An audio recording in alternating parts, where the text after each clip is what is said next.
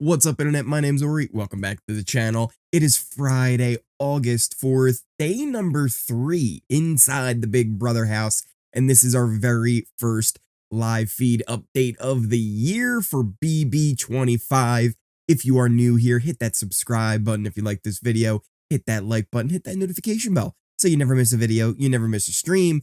And let's kind of jump into everything that happened on the first night, the first day of feeds. So some of you guys are probably wondering, hey, Ori, where was your video yesterday morning, kind of covering what happened that night? Well, I had a video kind of going over the episode, and then I did watch some of the feeds at night, but I needed to get to sleep because yesterday I was live for 12 hours over on Kick. If you're not following it on Kick, you're missing out. Links are in the description down below, pinned comment. We're basically watching the feeds, hanging out as everything was going down, talking about what's been happening so far inside the house. It was a lot of fun, so make sure you go and check out the Kick streams, the Twitch streams. Links are in the description and a pinned comment down there so that you can see a future one later on. But we were talking about everything that kind of happened, and after the premiere episode, there were a couple of things we knew right off the bat. Cirie was now part of the cast. We also knew that there were 4 nominees: Jared, Kirsten, Felicia, and Cory, and that Cory was going to have to spend time in the Nether region. Well, it turned out that Cory actually didn't spend that much time in the Nether region. Pretty much by the time the feeds came back on, he was already out of there. He's not allowed to talk about what happened in there, so we don't really know what went down. But there is some speculation that maybe he has some sort of power or disadvantage. We'd have no clue, but there's some thoughts by a few in the house that he might have something, but he hasn't even implied that either way. We did also end the episode with an image of Izzy and Jared kind of doing a pinky swear, right? And they were both kind of like kissing it, like it looked like we were making a promise. Not too uncommon, especially on the first night of the house, and as you're meeting everybody, trying to make those connections. Jared being somebody on the block, it's like, hey, you want to work with me? Cool. Like, I'm down to work with anybody. But it turns out, we found out on the feeds a little bit later, Izzy actually knows that Jared is Cirie's son. How she figured this out, we don't 100% know. All we know is that she was able to figure this out pretty quickly because by the time the feeds were on that night, she already knew. Doesn't seem like anybody else in the house knows yet. There are a few things we'll talk about that, you know, maybe some other people might be hinting at it, but nobody seems to be on the case except for Izzy. Of all the people, the one who is not a fan of Big Brother at all, she's the one who sniffs this out. And I have a theory.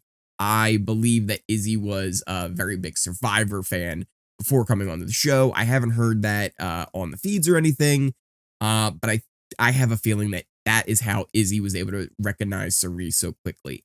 I think she knew Cirie from the show. Maybe she saw Jared, didn't think anything of it, saw Cirie, saw Jared, and as soon as she saw them together, was able to piece it together really quickly.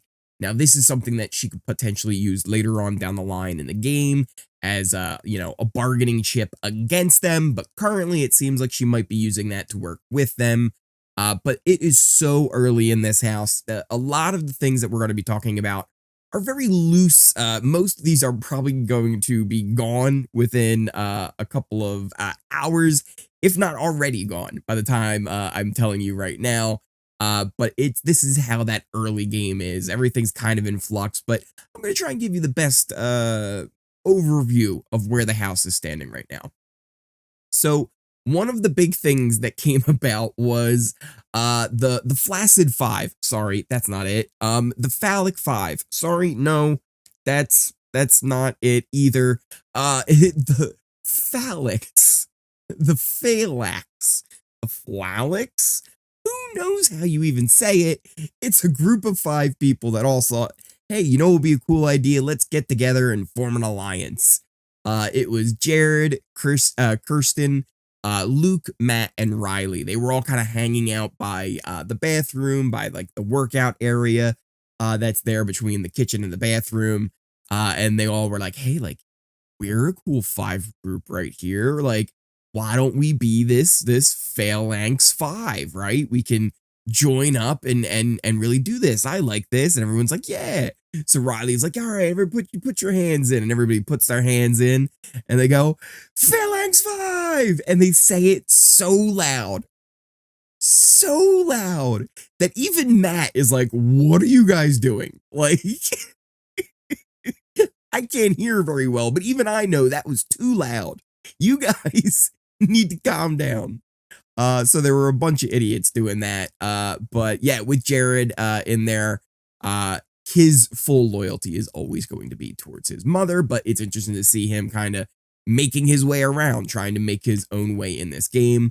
Another alliance, which also involved Kirsten, that was kind of being formed and talked about, was kind of this core 4 alliance for a +1 style thing where we had Felicia, Cirie, Kirsten, and Mecole. And it would be kind of the 4 of them. They would each kind of get a +1 and they would move on from there.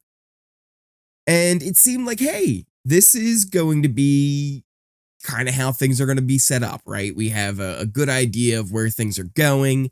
But before we got to that, we had a couple of things that kind of took place before the night was to wrap up.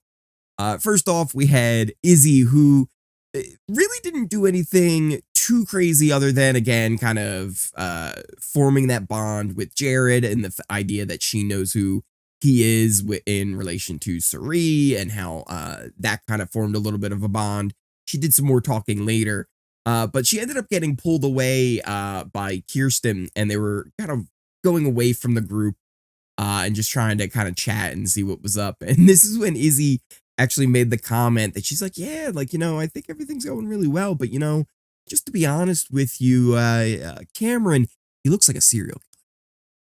And it was like, whoa, oh, wait, that was like random and kind of throw in the conversation. She was like, yeah, you know, things are going good, and Cameron looks like a serial killer. Anyway, things are great. To be fair to Izzy, I mean, there is a little bit of a striking resemblance to Penn Badgley, the guy who stars in the TV show You. I believe it's on Netflix, about a serial killer. I haven't seen it personally myself, but I've seen this guy before, and I mean, Cameron's face is a little bit more round. He's got a little bit more hair to him, but I can see it. Izzy's not exactly wrong.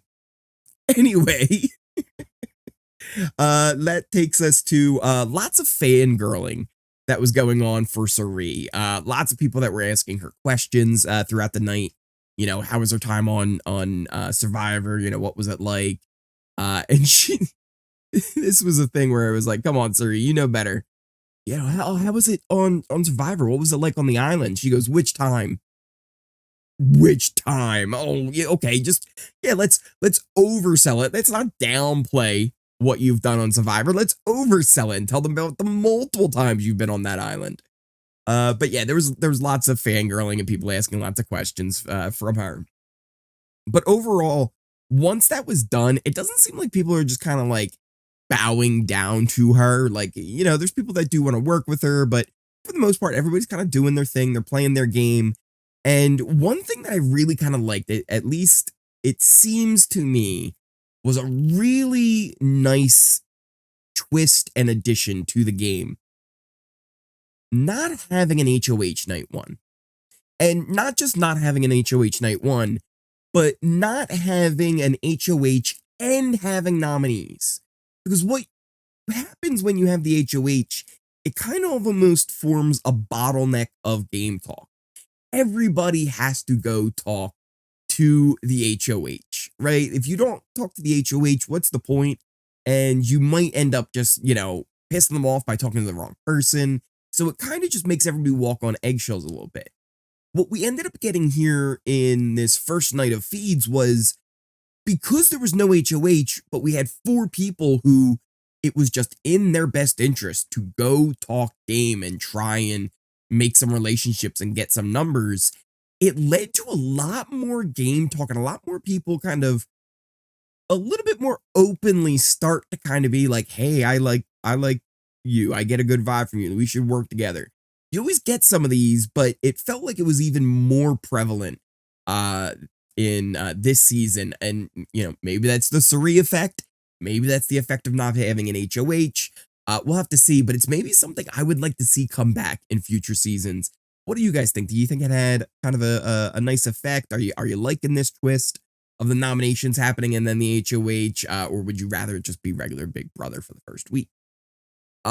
Speaking of the fangirling we were talking about as well, Cory ended up having a conversation with Cirie where he was like, listen, I promise, like, I'm not gonna be a fan the whole time, right? I promise I'll stop soon. But I do want to say, what I do want to tell you, Cirie, is listen, I want to play in a game where Cirie does well. And Cirie's like, oh, you're so sweet. You're so sweet. Completely non-committal. Completely non-committal. And then just later, kind of says, oh, you must be really smart. He's like, not really. He's like, yeah, you're really smart. You Mensa? Are you in Mensa? So Cirie, while she loves the butt kissing that he gave her there, doesn't necessarily buy it 100%. She's weary of Cory and definitely keeping him at arm's reach for the moment. Probably the most interesting thing, though, that happened at the end of the first night of the feeds really wasn't even the end because they stayed up much later kind of chatting. But towards the end was we finally had Jared and Cirie swapping info and meeting for the first time. And these two might be the best whisperers I've ever seen on Big Brother. They are so good at whispering. You really have to crank that volume up to be able to hear what's going on. And even then, it can be hard to get all of it. Jared was able to fill her in that, hey, listen, Izzy knows. I didn't tell her anything, but Izzy knows. And she was able to let her know about that. Cirie didn't seem exactly happy or thrilled. And then they end up swapping information on Kirsten. It's like, oh, Kirsten wanted to be a part of this like 5-person alliance. Huh, that's interesting. She wanted to be a part of a 4-person alliance with me. So because of that, they were able to kind of see like maybe Kirsten's not somebody to trust. And there was also a little bit of the idea floated that she might be sniffing around that something's up with Cirie and Jared.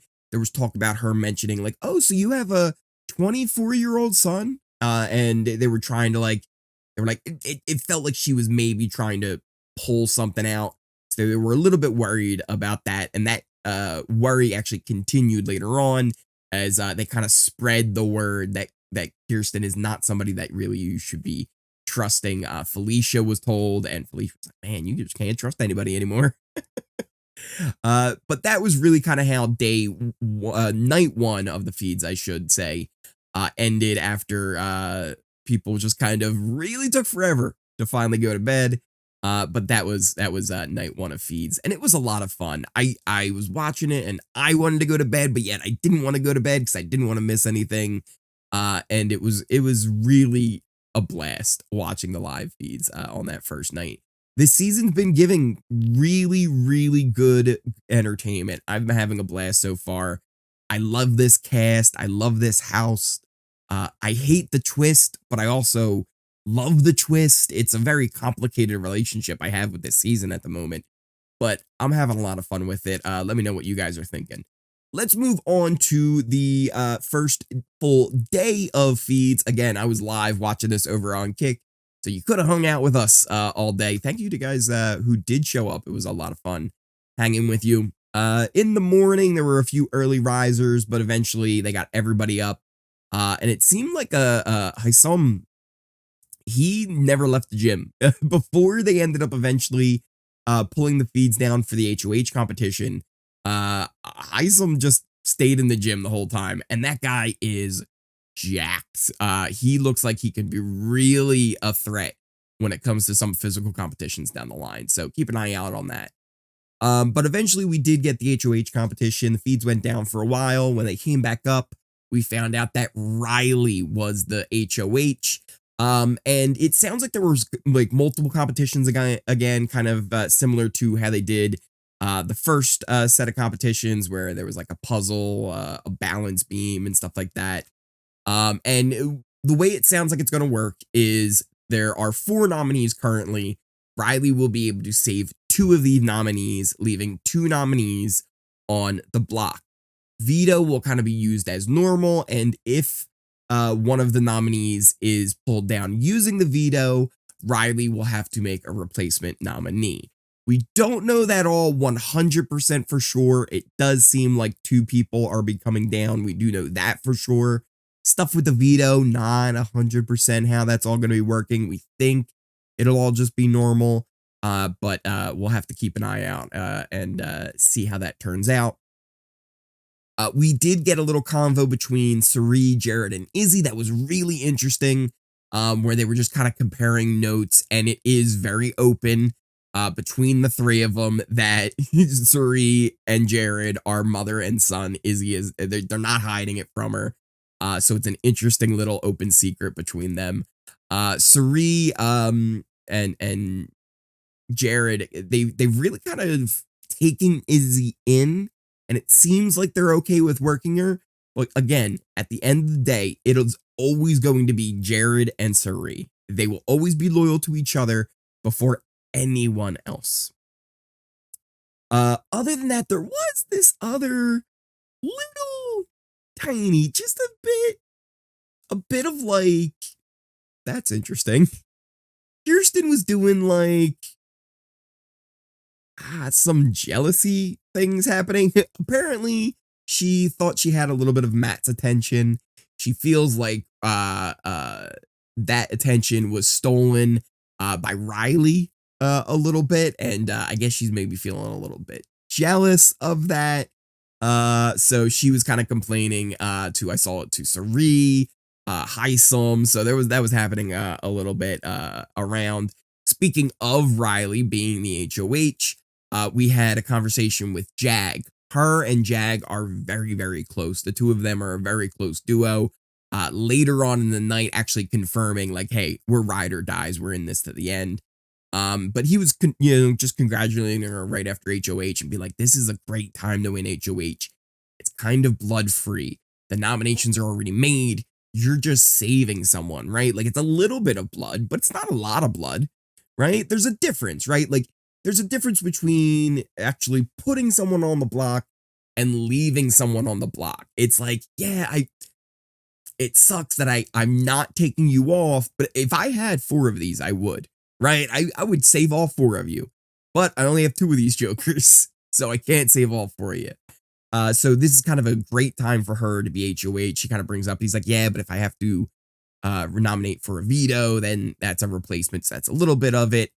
But the other really interesting thing was after this conversation happened, Felicia entered and kind of was like, oh, I wanted to kind of get bend your ear a little bit. Jag leaves, gives them the floor. And Felicia pretty much wastes no time in throwing Kirsten right under the biggest bus she can find. She's like, listen, you don't want to save her. She has been paranoid. She's been running around saying like she's worried about what's going on in the scary room. She's worried about what's going on in the have-not room. She's just all worried about everything. She's doing way too much. It's too soon for all of this. Reilly just kind of agreed and was like, all right, thank you for, sharing that information. I'm really glad that we can talk. So definitely they're already starting the Cirie, I don't even know what you would want to call it. The Cirie and Jared militia that they have formed here is already on a mission to kind of make sure that Kirsten is the main target for the week, to try and make sure that Felicia and Jared are going to be safe. There was lots of like feeler conversations. Izzy was having a lot of convos with people like Hisam. She was chatting to Red and Mecole and just pretty much everybody. And there were lots of conversations between all the different house guests. But it's always really hard to say like which ones are legit or not, and we'll keep track of them when they happen, but for now, it's hard to say how many of them are real and how many of them just like, hey, let's pretend to talk game, because if I don't pretend to talk game, you might think I don't want to work with you, which I don't want to work with you, but I don't want you to think I don't want to work with you, kind of a conversation. Oh, this was also a thing here. So Jared. Jared is the son of Cirie, one of the greatest players in Survivor history, just completely dominated the traders. Lots of high hope coming from just a pedigree like Cirie. And Jared, he just doesn't have that same thing. I'm telling you, he's getting coached by one of the best live inside that house. And oh, he just doesn't know how to shut his mouth sometimes. Every time he's having a conversation with somebody, he's like, "Oh yeah, you know what? I think I got Cirie and Felicia. Like, I think I got them locked in. Like, we're good." And they keep telling him like, "Stop bringing our names up. Like, don't do that." He's also been calling them Mama C and Mama F. Like, stop that. Don't do that. People are gonna be like, all right, you're just getting them real close. All right, we see what you're doing. And that's just gonna make him a bigger threat. Like, it is not what he needs to be doing. It's very sloppy. Cirie even had called him out on it the night before when they were talking, being like, listen, I heard you say, like, oh, we'll talk later, or somebody, like, if I'm hearing that, others can hear that. Like, you gotta clean your act up. Which doesn't seem like he's done. He then had a conversation with Reilly, the HOH, right? Which ended up being a very good conversation. After this, it seems like the plan right now is for Jared and for Felicia to be saved by Reilly, and for Cory and for Kirsten to be left up on the block. Cory being kind of the backup nominee, the backup target, and Kirsten being the main target. Because again, this conversation went really well with Jared, where she was telling him how, like, yeah, I want to do kind of this like 8-person thing. I want you involved, and I want to figure out who we want in there. But one thing that was really funny was Jared was like, listen, I want to tell you something that I think is really going to make you trust me. Like, this is really gonna let you know that I'm trustworthy. Kirsten, she tried to form a 5-person alliance day one. And Reilly goes, I was in the room with you. I was in the alliance. You're not telling me something new. I was there. So I just thought that was fantastic. And then speaking of Reilly, again, I mentioned that she wants to do this big group of 8 with people like her, Jag, who, again, we talked earlier about how close they are. They are like number 1 and number 2. If Cirie and Jared are our closest bond, Reilly and Jag are probably our number 2. After that, maybe Luke and Matt might be our next closest duo that we have in the house. We'll actually go over a little bit of our alliance chart. Just, it's not really even the alliance chart, just the early draft of what's going on, and we kind of take a look at that. But she wants to do something, again, with herself, Jag, Jared. They get along with Blue really well. They like Cameron. Again, Cory right now is kind of like the backup nominee, but they also kind of like him, and they're not sure if they want to work with him. They like Cirie and Felicia because they know that Jared likes Cirie and Felicia, but they also like the boys with Luke and Matt. So they're kind of all over the place, and this is kind of destined to be an issue. But I do like the pairing of Reilly and Jag. I think the two of them play off of each other really well. And I think if they can work together, it could be kind of a really awesome duo that can do really well going forward in the game. Other than that, 2 little notes about names. If you hear anybody say Mimi, they're talking about Mecole. If you hear anybody say Jack, they're actually talking about Jag. Those are 2 little nicknames that I've kind of picked up where I've heard them and I was like, who are they talking about? There were a couple of times I heard Hisam and I thought they were saying Tyson. on the feed. So if you hear somebody say Tyson, it might just be them referring to Hisam.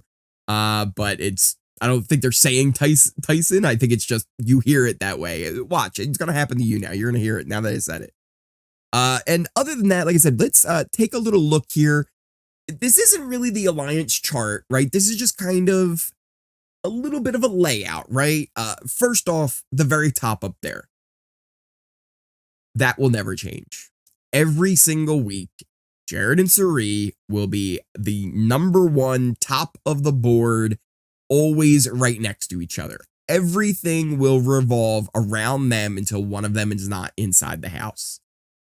Until then, they are the top most loyal group to each other. After that, as far as duos go, we have down in this little corner here, we got Luke and Matt. They're just kind of the bros. They get along with each other. They're kind of always hanging out. I haven't seen them like talk and like officially be like, yo, I got you. But it's almost just kind of like, yeah, they're boys. They're going to have each other's back. Reilly and Jag over on the other side there, they have for sure said to each other, you're my #1 ride or die. They are locked in. So other than Cirie and Jared, they're probably the strongest duo that we have. Felicia and Cirie are always like this. They're kind of tied to the hip inside the house, and they're very good friends. They have a pretty tight bond. But Jared also gets along with Felicia very well. Bowie is kind of in with Cirie and Felicia as well. The three of them all really kind of get along with each other. And then again, there's also kind of the trio going on with Izzy, Jared, and Cirie. And then really kind of more overarching, that 5 is all pretty solid as well. So it's kind of the start of a little bit of an alliance for them there, if they can pull in a couple of more numbers to secure themselves. Everyone in that kind of middle section there, they're kind of right in the middle right now. I can't say for certain where their loyalties will lie. I think Mecole is going to be more likely to land with Cirie and Felicia. Jared, Bowie, Izzy, I think she's more likely to end up there. Hisam, I think him as well is way more likely to end up with someone like Izzy, Cirie, and that side of the house than he is to end up with the Reilly and the Jag side. But again, I don't know that 100%. I have seen him and Izzy having conversations, and it seems like they get along really well. But again, time will tell with that. Same with America. I really don't have a good stance on where she is. I think she's kind of close with the guys down there. I think she's pretty close with Mecole and maybe even Blue, but we don't see them very often. Speaking of Blue, same kind of deal with America. Not 100% sure where she stands, but Blue's actually seems like pretty in with Reilly. It seems like they have a pretty good little working relationship, and she was someone who she was talking a lot with what her plans might be going forward for this week. Cameron, seems like everybody is a little bit lost with Cameron. He kind of wants to be seen with Reilly and Jag and you know, that kind of side of the house. Red's usually hanging out with them, America and Blue and the boys. But also it seems like Cirie and Felicia, like, they're not 100% sure what to think about him too, but he also hangs out with them. So he's just kind of right in that middle right now. Not sure where he's going to end up. Same with Red. Again, not sure where he's going to be. And then you have at the bottom down there, Kirsten and Cory. A lot of people are a little sketched out by Cory. They think he might be a little bit snaky. Also, just with the whole idea that maybe he has some kind of power from the whole nether region situation isn't helping him either. And then Kirsten, who just kind of fell into a trap of maybe the most OP twist we've ever had, of a mother and son playing with each other at the same time, is kind of at the bottom right now. Because if they weren't so close, maybe those notes don't get compared, and Kirsten is still kind of in a good position where she's kind of in the middle of the house playing all sides. But we won't know, because again, this might be the worst twist we've ever had in Big Brother, but also one of the best ones, because it's leading to some of the most interesting gameplay we've had. With Jared being in trouble, we saw Cirie kind of scrambling a little bit to just make sure that he was safe, but also not play too hard, and make sure she had, you know, the feelers out there to make sure she got numbers and pull. and it seems like she's done it and she's got it to where her two closest allies that were on the block will be coming off safe, but we will have to see where that all goes once Reilly makes her final decision. But that really kind of covers it for now. They were playing lots of charades and games towards the end of the night. There may be some more developments that take place in the early mornings. I will check to see if anything develops before this video goes live. But if not, thank you guys so much for watching. I will have another update tomorrow on everything else going on inside the Big Brother 25 house. And let me know in the comments down below. What do you think so far? Are you having fun with this season? I'm having a blast. Who are you liking so far? I really gotta say, I feel like I liked almost everyone on the cast, and it's very rare that I can say that. But the other cool thing is they all have flaws. They all have things that make them not perfect, and that makes it fun and interesting and not that predictable on what's going to happen going forward. I like that there was no HOH for the first day of the game. It really felt like it opened things up and got rid of any chokehold that having to talk to the HOH, any bottleneck that would cause. And it seemed like that made people a lot more comfortable in talking and kind of spreading their wings. It almost felt like the beginning of a game of Battleship, where you don't just start by saying, you know, oh, I'm going to shoot at A3. No, you start by placing your battleships in strategic positions. And that's kind of what this felt like. It was like, all right, hey, before we actually start this game, everybody get ready. So it was really kind of cool to watch that take place. And I kind of hope they continue that further in the future with the game. But what did you guys think? Let me know in those comments down below. Thank you guys again so much for watching. If you are new here, hit that subscribe button. You like this video, hit that like button, hit that notification bell. You'll never miss a video. You'll never miss a stream. Links to all of my socials are in the description and pinned comment down below. My Twitch, my Twitter, my Discord. My Discord has been going off. We've got a great live feed thread so you can come and hang out, talk about what's going on in the feeds, talk about what's going on in the episodes, and have a kind of a cool place to hang out and talk about Big Brother.